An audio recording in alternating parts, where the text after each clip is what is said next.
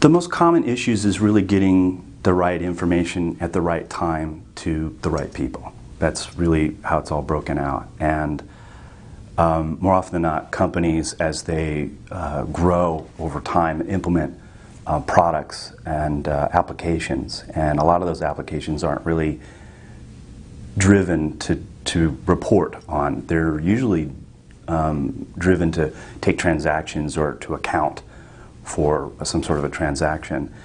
So more often than not, companies actually resort to taking little bits and pieces of the database and actually hand manipulating that. They'll either use Excel spreadsheets, or perhaps they'll use an application like Access to try to manipulate the data into something that's really kind of meaningful to the person.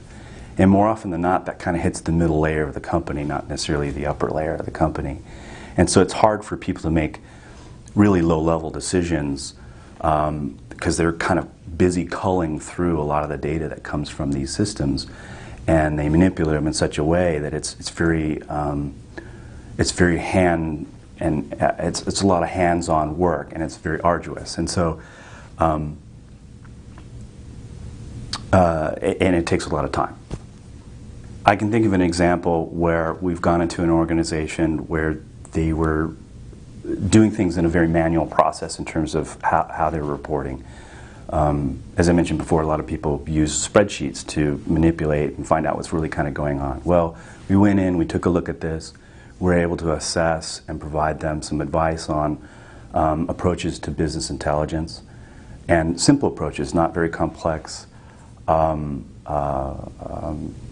a very complex way of solving these problems by implementing small solutions, using the tools that are available that they might already have access to. They might already have the licensing and don't even know that they have it. And then ultimately what ended up happening was we were able to basically take several reports in the hundreds and actually collapse them and consolidate them to about a handful of reports.